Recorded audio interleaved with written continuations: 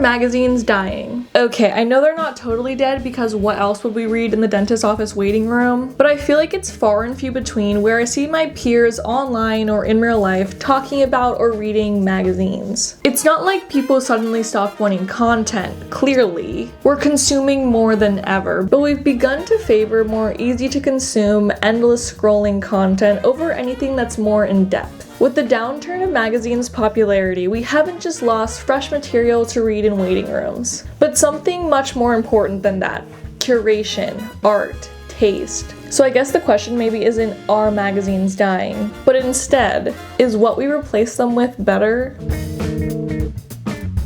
So are magazines dead? Sort of, but also not really, but like it's complicated. A statistic from Civic Science says that the share of Americans who subscribe to print magazines is about 25%. When it comes to specifically younger people like Gen Z, I couldn't find a ton of information on what their share of the portion is. The closest I got was from a sample pool of 1,000 Gen Zers that said that only 6% were willing to subscribe to news/magazine subscriptions. But that's not even specifically about print. That being said, I think it's a safe bet to assume that compared to previous generations, that less young people today are subscribed to print magazines than ever before. And I have to be honest, why would they? I mean, aside from the very real benefit of reading physical media when it comes to retaining information, but we'll get to that later. I think there's a few reasons that print magazines are dying. The first, and in my opinion most valid reason, is that print magazines can't keep up with our political, fashion, pop culture cycles. In defense of magazines, I do think that a lot of articles that are published in print magazines are still worth reading / relevant to read, even if they're slightly outdated, because even if something isn't breaking news in the news cycle, it can still be worth reading. However, for certain topics, well, mostly just politics, I think everything else could benefit from slowing down a little bit. With politics, we've seen how increasingly fast the news changes, and to stay informed, you have to stay up to date to an extent. And if you only receive a singular magazine once a month, it's kind of hard to stay in the loop. The next reason I think that they haven't had their comeback the same way that other physical media has in recent years is because I think magazines are kind of low priority when it comes to spending money on something because they aren't as long lasting as other forms of physical media, which is something people want, especially in recent years. For example, you can buy a record. It's your favorite album. You can listen to it hundreds of times without really diminishing the quality of the record. To an extent, you know. Magazines don't necessarily retain their quality unless you're taking very fine care of them. Yes, there might be a great article from time to time that you might tear out and keep or just keep the whole magazine, but it's paper. It can easily be crumpled or torn up if you have it for a few months. And along with that, magazines are very topical. So while some articles might be interesting time capsules, you might not want to keep every issue you receive. Going along with that, even though a print subscription isn't the most expensive subscription that we have in this day and age by any means. Usually they're like maybe $40 for a whole entire year, probably less. However, most magazines offer their issues in a digital format, and those are hella cheap. So essentially, like, why pay more for something that you can get instantly and cheaper? Overall, and unsurprisingly, print magazines are definitely dying out because of the internet. However, magazines as a whole are not. A statistics by News Media Alliance says 86% of adults, 223 million people, have read a magazine in the last 6 months, which I for sure believe, but I would guess that most of those reads come from the digital magazines over the print. So magazines aren't necessarily dead, they've just shifted. Also, quick side note here because I didn't know where else to put it. When I was going through some of these magazines, a lot of them are like very popular, very mainstream magazines. I was surprised on how uncensored they are. I mean, in a lot of ways, they're very censored where they have to, avoid certain topics, yada, yada, yada. But I was reading an article in Cosmo about sex scenes and kind of Gen Z's interpretation of sex scenes. And they really didn't hold back. They were talking about fingering, they were talking about eating out, like all the words were being used. And it just made me realize how pointless the self-censoring on social media really is. Like saying segs and corn is just so unnecessary most of the time, because when you're using these words in context, they're appropriate. Like, you may get flagged, but you can usually fight it because it's like appropriate. I just feel like the over censoring on social media makes certain topics feel more like unserious or more taboo when they can and should be directly addressed. Now, before I move on, I spent like 5 minutes talking about how magazines just aren't worth your time anymore, and now I'm going to spend some time telling you why they are. While conceptualizing this video, I read through a variety of magazines, and it was just so pleasant. It was so pleasant. In my opinion, it scratches that short-term content itch without feeling like I'm rotting my brain. For example, I read an article that revolved around the secret lives of Mormon wives, something that I see very often on social media and something that I also don't really care about that much. So I started haphazardly reading because drama. And suddenly, I'm reading this super interesting piece about Mormonism and how it intersects with social media and reality TV and the illusion of being the perfect wife and having the perfect family. And it made me so much more interested in it because it was a well-rounded story. It gave me so much more information and context that I feel like you don't usually get when you're watching a short-form TikTok that gives you the same 4 pieces of information that everyone else is saying. With that being said, something that I overall enjoyed about all of the magazines was how in-depth they went. With the articles and think pieces, they had a lot of perspectives. With the photography, you can read each person who contributed to making the picture what it is. And even with the personal essays, I felt like each one I read had such care put into it that they had really explored the idea that they're talking about. I'm not saying everything is perfect with the perfect take with exacto information, but I feel like it's a little bit closer than what we see on social media sometimes. I might sound like a bit of a hypocrite here because within my videos I'm not like interviewing people, but we've just become very accustomed to accepting individual opinion as truth and fact, and it can make everything seem very black and white. So reading articles that had different perspectives that were treated equally as important was very refreshing. Now, my last and most insistent point in favor of reading physical media and reading print magazines is that you retain so much more information. In a global study commissioned by 2 sides and conducted by the research company Toluna, over 65% of people said they gained a more thorough understanding of the content at hand when reading from a printed publication. And if that's not enough for you, the MPA, Association of Magazine Media, reports in their 2021 fact book that physical publications promote slower, more engaged reading along with higher comprehension and recall rates. I genuinely can't remember if I've mentioned this in a video before, so sorry if I'm saying it again, but there's this thing called cognitive offloading, which is essentially, sorry, I have to re-record the section because I said it kind of wrong. Cognitive offloading is the use of physical actions or external tools to reduce the mental demand of a task, allowing us to store or process information outside of the brain. In this day and age, that is almost always your phone, but it can also be like a calculator, like there's a bunch of different stuff that you can cognitive offload with. Cognitive offloading can be good and bad. It's good because we're able to default to tools to help us. We don't have to put so much mental energy into, say, something like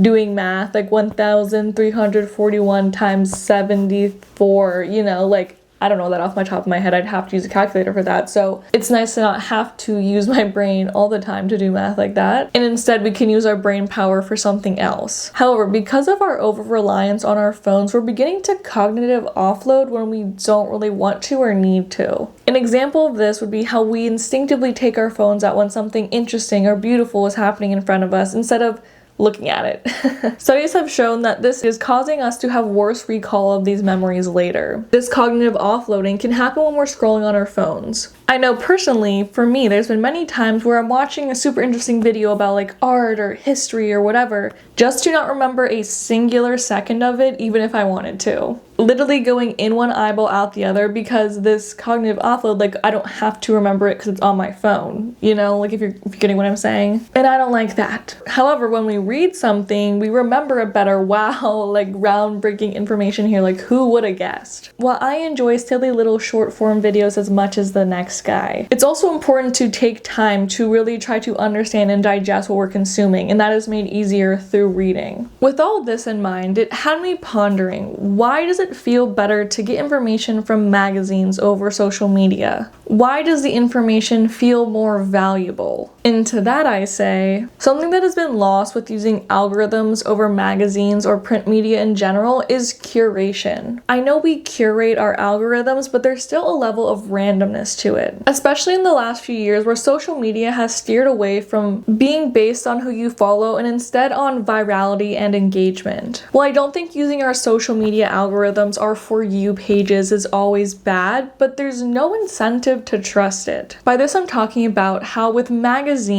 each photo, article, recommendation typically comes from someone who has knowledge and experience in what they're talking about or making. Photographers can explain why they chose to shoot a model in a certain way. A critic can explain why they think a movie is or isn't worth seeing. A fashion writer can explain why they think something is or isn't worth wearing. When we have curators that we often find ourselves agreeing with and value their opinion, we can find so many great things to enjoy. A question: how often do you find yourself scrolling, endlessly scrolling, unable to settle on something to watch or listen to? Because with each scroll, it just clouds your brain a little bit more. Sometimes a lot. Now imagine your friend sends you a list of the top 10 movies that they've seen recently and they tell you why each one is good. I would bet that it would be much easier to pick off of that list because you trust their opinion. Obviously that's a hypothetical, but finding curators that you like can help make life so much less overwhelming when it comes to choice. And magazines can provide that, that's kind of their whole thing. And I feel like it's a better bet that you can trust the opinions of writers or artists with recognized experience who are included in these magazines, rather than just any random person that pops up on your phone. And I'm not saying always, because there are some downsides when it comes to magazines and curation, since they usually have kind of strict, for lack of better words, when it comes to the credentials to be able to be published, and they can also be limited in what they publish, which can block out voices that deserve a place in media. But overall, there is still merit when it comes to listening to people that are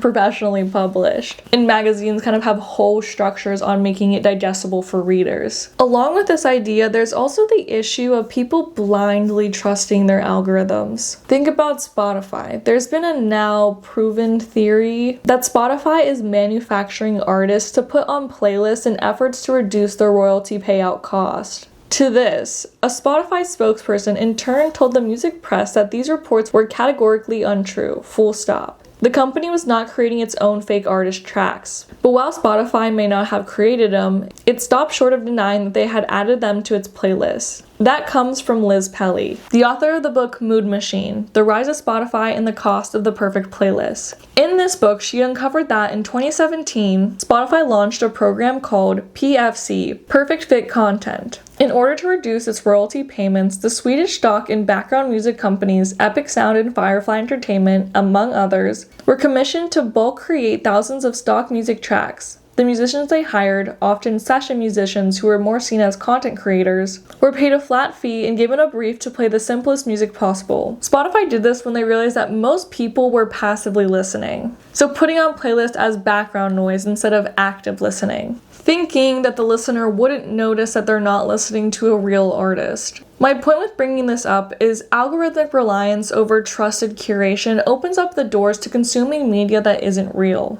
Yes, technically it's real, but consuming content, art, that is created solely to make money instead of, adding value to the world is concerning. I know the AI slop heads out there are gonna disagree with me on this and say that it has value, it makes money.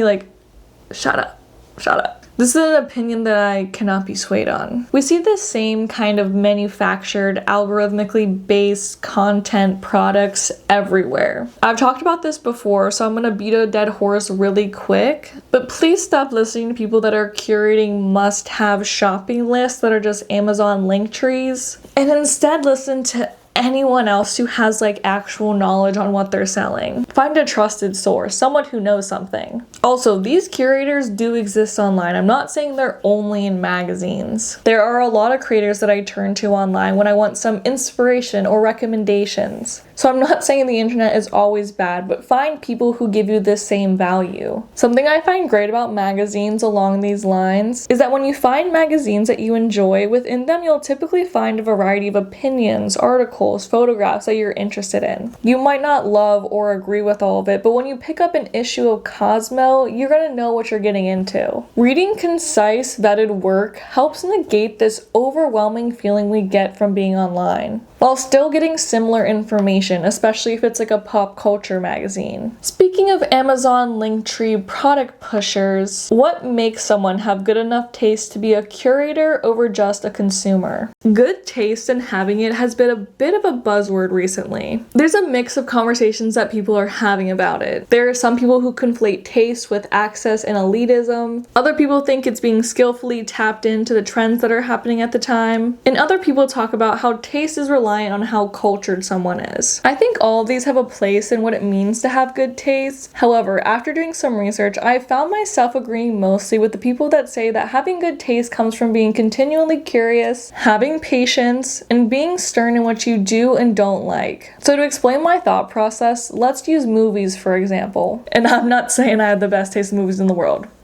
Not saying that at all. But okay, you want to get into movies, you find them fascinating and you enjoy them. So you begin to watch an array of them, probably starting with the highly praised masterpieces, maybe some niche cult classics. You start to feel out the genres, you start to like some certain directors, and you begin to have a little bit of a preference. Here's where I think taste begins. You find the genre that you're naturally gravitating to and you dig deep. What about this movie do I love? The script, the set design, the lighting, the cinematography. What excites you? What makes you feel something and why? When you begin to develop your taste, you can start to answer these questions, being able to distinguish what movies hit the nail on the head and which ones fall flat. You start to become more knowledgeable and you develop your own taste at the same time. I feel like this is where people begin to have good taste. Then you take what you learn and begin to explore another genre in the same way, slowly growing what you think is good, and in turn, having good taste. Some people may disagree with me on that, and like there's like an actual standard of what good taste is, but I think if someone is knowledgeable, then they're going to naturally gravitate towards movies, for this example,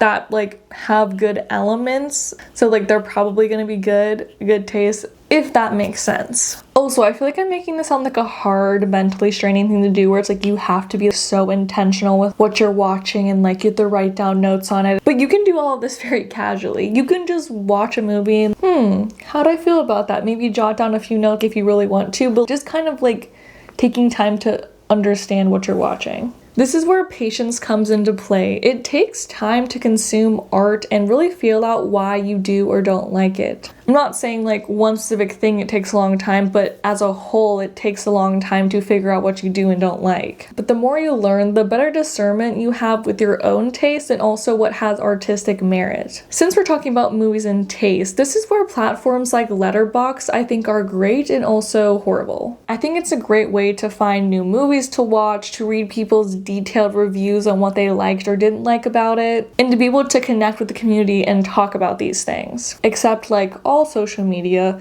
Letterboxd has a side to it where people prioritize perception over identity. Like putting in your top 4. Oh, no, I can't put those movies. Like, what if I look like a fucking loser? I have to have like good movies in my top 4. People online have whole bits reviewing and judging people's Letterboxd top 4s that usually they send in, and I do think it's funny. But when we have this idea of like, oh, someone might see what I have in my Letterboxd top 4, like I should make it good, then people don't log and talk about movies in a genuine way. With Letterboxd, there's also the problem that probably everyone has experienced, where you watch a movie, you're like, damn, that was good as fuck. Then you go on Letterboxd and you look at the reviews to see what people are saying, and everyone's like, if you like this movie, you're the biggest dumbass that ever walked on this.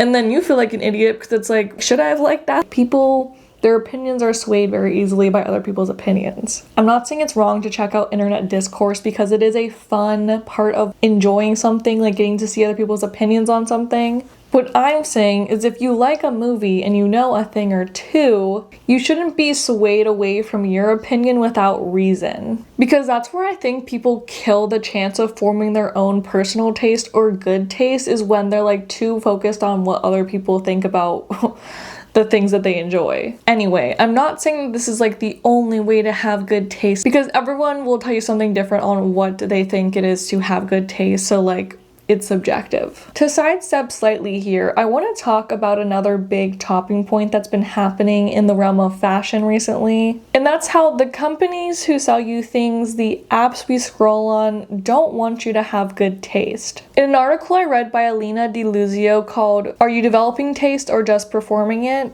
she had this quote from content creator and stylist Louis Burke that really stuck with me. What hasn't changed is the commercial incentive to keep people out of the conversation entirely. Burke explains that in a market built on trend cycles, a consumer who has developed genuine taste is a harder sell. Brands don't benefit from people who know exactly what they want and why. They benefit from people who don't. If the taste conversation feels elitist, it's worth asking who benefits from believing that. I think this is a great point to bring up because we've seen how our passive social media consumption has made us easier to manipulate. There's obviously many reasons that this is occurring, but in particular with fashion, I think this is mostly attributed to the hive mind echo chamber that a lot of people get stuck in because they're searching for identity and community. When you want to be perceived as cool or just like fit in some ways, maybe gain a lot of likes and have your own little community, it's easier to garner this reaction or this community when you wear what everyone else thinks is cool, which changes every 3 to 4 business days. So you have to buy new clothes every 3 to 4 business days. Obviously that's an exaggeration, but you know what I'm saying. This is hard to keep up with when you're being more intentional with your taste. This was kind of a lot of people's talking point when it came to Carol from The Love Story. Sorry, I don't remember her name. I didn't watch it. I mean, she's beautiful, gorgeous, but like I don't know, wasn't really up my alley. Anyway, there was so much talk about people like hopping on the bandwagon to emulate her style, to try to gain some of her chicness. But what a lot of people pointed out is that replication doesn't mean you have good taste. That just means that you know how to copy and paste. People want to be perceived as tastemakers and being in on what's happening. But the thing is, to be a tastemaker, you have to make taste. By stepping out of the bounds and owning it. Finding what fits for you and your body first. Appreciate, figure out what you like about new trends. Don't replicate. And I feel like that's where you slowly learn good taste. I feel like I've talked about this before, so I'm not gonna harp on it any longer. But I do want to harp on the art of the magazine. Magazines have been a long-standing culture container, often featuring amazing writers, photographers, stylists, artists, the list goes on. And what those people create for these magazines is art. While there's definitely a spectrum, I wouldn't hold 2000s tabloid drama magazines to the same standard as Vogue per se, but they do both have artistic qualities. Before someone says 2000s tabloid magazines have no artistic value, somebody had to come up with the 50 most annoying people of 2004, like baby, that's fiction writing. Jokes aside, there are so many elements that go into making a magazine what it is. So I guess my first question is the magazine itself art, or is it just a container for art? I go back and forth on this idea because while major magazines aren't all solely from one voice or perspective, each magazine has its own identity. You can tell the difference between Vogue and GQ just by looking at them, and not just because of the title. But I mean, when you look inside, there's often a style. Magazines usually have common collaborators. While they may have different perspectives or art styles, they all typically fit into the image that the magazine itself has built. For example, let's compare an issue of vintage Vogue to modern Vogue. The November 1964 issue features Audrey Hepburn, who has a few different spreads to promote her upcoming film, My Fair Lady. She looks absolutely fabulous wearing her Givenchy, and there's an article about the phenomena of My Fair Lady. Along with that, there's articles about theater, books, fashion, and many, many advertisements. I see a lot of people complaining about how magazines are only ads now, so like, why would I buy that? But low-key, they kind of always have just been advertisements with other things mixed in. We wear rose-colored glasses comparing old magazines to modern ones because when we look at vintage ads, we often see them as more interesting, but they're still ads. Which isn't that different from today, at least within magazines, where the ads are often very artistic. There's a reason that there is a massive industry surrounding advertisement. Like, there is artistic value that goes into that. That's why one might make you want to buy something versus one might make you not want to buy something, obviously. Also, after After looking at a bunch of magazines, it made me detest, even more than I already did, but extra detest these short form, like TikTok video ones that we see now. There will be sometimes where I'm watching literally like Hulu, probably more so YouTube, but like it'll just be a TikTok playing with text next to it, and it's so ugly. It's so lazy. Anyway, to go back to our comparison, the most recent edition of Vogue at the time of filming is the April issue that's featuring Doja Cat. Here we have a multi-page article about her career and promoting her tour, featuring some beautiful photos of her taken by Willy Vanderpeer. She's wearing a variety of designer clothes in a mix of styles, and it's just beautiful. In this issue, there's articles on fashion, theater, pop culture, and stylistically, it still has the editorial Vogue look. I do agree that modern Vogue does rely more heavily on celebrities than it did before, and it's like a little bit like to their detriment, but I feel like that's more of a side effect of our current culture and how we care so much about celebrities right now. They pretty much have to be included to kind of reel people in to want to read the issue, and then kind of hope that like the people read the rest of the stuff that's included as well. Throughout the variety of magazines I looked at, another artistic medium that I want to highlight is graphic design, which is one of the core elements to make a magazine what it is. Cosmo has a lot of handwritten elements, it's busy with its photos and pops of color. The Atlantic has a more muted palette, using images more sparingly to add to the articles rather than being the main focus. And then there's magazines like Architectural Digest, which is mostly photos, often blown up, so you can look at the details of what make up the rooms that they feature. Graphic design, in my opinion, is a silent art. Sometimes people appreciate it, oftentimes they don't really even notice it, but everyone notices it when it's bad. Each magazine needs this graphic design to achieve its distinct style. Speaking of distinct style, teen magazines had a look, and they are a lost art. While I wasn't a teen in like their heyday when like everyone was reading teen magazines, I do have memories of reading through a few of them, taking some mental notes on what's looking fashionable nowadays, maybe taking a fun quiz or two, and reading the interviews with the dream teen celebrities. These magazines had a very distinct style. They were fun but inviting. They often looked like the collages that you'd see on like a 2000s teen's bedroom. And most importantly, to me at least, they usually focused on teen appropriate topics, and the photos looked accordingly. You were able to look at two different magazines, one adult and one teen, and you could visibly see which was which. I mean, like aside from teen being plastered on the top, but with the photos as well, giving teen readers a distinct age-appropriate space. This is something a lot of our modern teens don't have. With most of them having unregulated internet access, they seek out advice online by watching TikToks, going through Instagram, watching YouTube videos. While this isn't necessarily a bad thing, it can lead to kids and teens getting inappropriate advice. I'm not talking about like vulgar inappropriate, but okay, I have to explain this with an example. So you're 16, you're scrolling on social media because you're like, wow, my skin is looking horrible recently, like I need some advice. And you watch a video of a person recommending retinol.